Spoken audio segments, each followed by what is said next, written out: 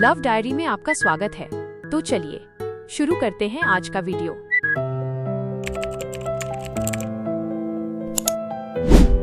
नमस्कार। आज जिस कहानी की हम बात करने वाले हैं वो दो ऐसे लोगों की है जिनकी दुनियाएं एक दूसरे से बिल्कुल अलग हैं, लेकिन वो उन ताकतों से टकरा जाते हैं जो उन्हें एक दूसरे से दूर रखना चाहती हैं। ये कहानी है प्यार और इंसाफ के लिए एक जबरदस्त लड़ाई की। और ये पूरी कहानी ना एक बच्चे के बहुत ही मासूम से सवाल से शुरू होती है। वो पूछता है, हम वहाँ पैर क्यों नहीं रख सकते? सुनने में कितना सीधा सवाल लगता है ना?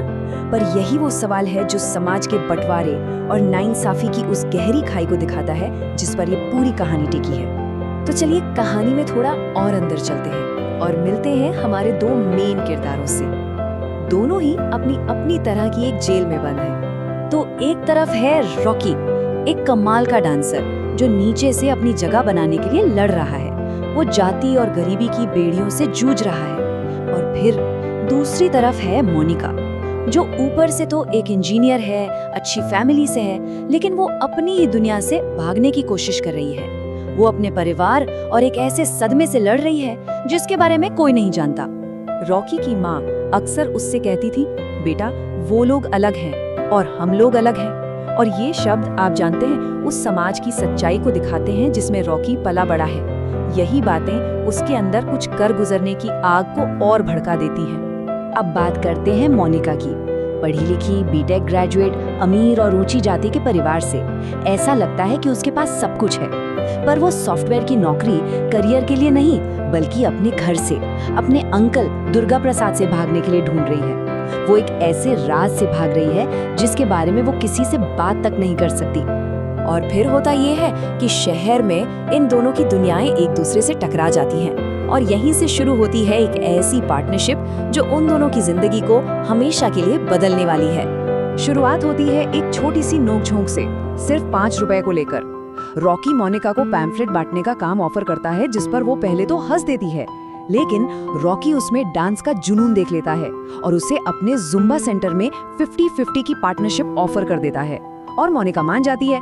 वो अपने घर पर झूठ बोलती है कि उसे सॉफ्टवेयर की नौकरी मिल गई है ताकि वो ये काम कर सके। और देखिए होता क्या है कि उनकी मेहनत रंग लाती है। उनका जुम्बा सेंटर शहर में हिट हो जाता है। वो जगह उनकी कामयाबी का सबूत बन जाती है, एक ऐसी जगह जहां वो दोनों सही मायनों में आजाद महसूस करते हैं। लेकिन जैसा कि अक्सर होता है, उनकी ये बिजनेस पार्टनरशिप धीरे धीरे प्यार में बदलने लगती है। और जैसे ही ऐसा होता है, वही पुरानी दीवारें जिन्हें वो तोड़ने निकले थे अब उन्हें चारों तरफ से घेरने लगती हैं। रॉकी का एक दोस्त बल्ली उसे जमीन पर वापस लाता है। वो साफ साफ कहता है, गांव में वो तुम्हारी शक्ल भी नहीं देखेगी। ये एक कड़वी सच्चाई थी। ये याद दिलाता है कि उनके गांव में समाज का जो बंटवारा है वो इतना गहरा है कि शायद प्यार भी उसे पार नहीं कर सकता। तो जब मोनिका का परिवार उनके रिश्ते को ठुकरा देता है और उसका अंकल रॉकी को जमीन बेचने से भी मना कर देता है, तो सारे रास्ते बंद हो जाते हैं। तब रॉकी का अंकल एक बहुत ही खतरनाक प्लान सुझाता है कि मोनिका को अपनी ही खुदकुशी का नाटक करना होगा। प्लान ये था कि वो एक नोट छोड़ेगी, गायब हो जाएगी और फिर रॉकी से मिलकर कहीं दूर एक नई जिंदगी शुरू करेगी।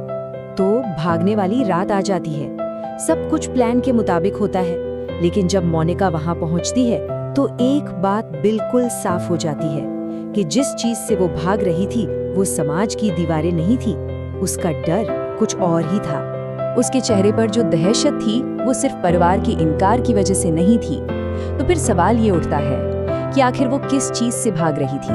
वो कौन सा राज था जिसे वो छुपा रही थी? और तब वो भयानक सच सामने आता है। मोनिका बताती है, मेरी जिंदगी नर्क बना दी उसने। अब उसकी नजर मेरी छोटी बहन पर पड़ गई है। सच ये था कि उसका अपना अंकल दुर्गा प्रसाद बचपन से उसका शोषण कर रहा था और अब वो उसकी छोटी बहन को अपना निशाना बना रहा था। ये जानने के बाद ये साफ हो जाता है कि अब भागने से काम नहीं चलेगा। रॉकी और मोनिका को एहसास होता है कि उन्हें लड़ना ही होगा, सिर्फ अपने लिए नहीं बल्कि मोनिका की बहन को बचाने के लिए। अब ये लड़ाई सिर्फ उनके प्यार या आजादी की नहीं रह जाती। मोनिका के लिए तो ये सवाल ही पैदा नहीं होता कि वो अपनी छोटी बहन को उसी नरक में अकेला छोड़कर चली जाए। वो साफ कहती है, उसे छोड़कर मैं नहीं आ सकती। उसका फैसला अटल था। ऐसी आजादी का क्या फायदा अगर उसकी बहन उसी मुसीबत में फंसी रह जाए। तो वो भागते नहीं हैं, वो वापस गांव जाते हैं और सबके सामने, पूरे परिवार के सामने उस दरिंदे का सामना करते हैं। एक ऐसा दर्द जिसे सालों से छुपाया गया था, अब वो एक खुली लड़ाई बन जाता है। और यहीं पर कहानी का सबसे बड़ा टर्निंग पॉइंट आता है।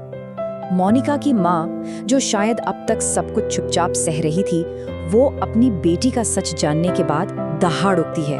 वो कहती है, मेरी बेटी को दोबारा हाथ लगाया तो हड्डियां तोड़ के कुत्तों को खिला दूंगी। सालों की चुप्पी एक पल में टूट जाती है और वो अपनी बेटियों के लिए ढाल बन के खड़ी हो जाती है। इस टकराव का अंत बहुत हिंसक होता है और मामला अदालत तक पहुंचता है। वहां आखिरकार इंसाफ होता है। कोर्ट ये मानता है कि रॉकी ने जो भी किया वो मोनिका की जान बचाने के लिए सेल्फ डिफेंस में किया था और इस तरह उन्हें उस आदमी से हमेशा के लिए आज़ादी मिल जाती है। लेकिन उनकी कहानी अपने पीछे एक बहुत बड़ा सवाल छोड़ जाती है। जरा सोचिए, जब समाज आपके चारों तरफ दीवारें खड़ी कर दे और आपके अपने राजी आपकी जेल बन जाएं, तो फिर आज़ाद होने के लिए एक इंसान को कितनी दूर तक जाना पड़ सकता है। Thanks for watching. अगर आपको हमारा ये वीडियो पसंद आया तो चैनल को सब्सक्राइब और बेल आइकन जरूर दबाएं ताकि आप कोई अपडेट मिस न करें। मिलते हैं अगले वीडियो में, तब तक के लिए बाय बाय।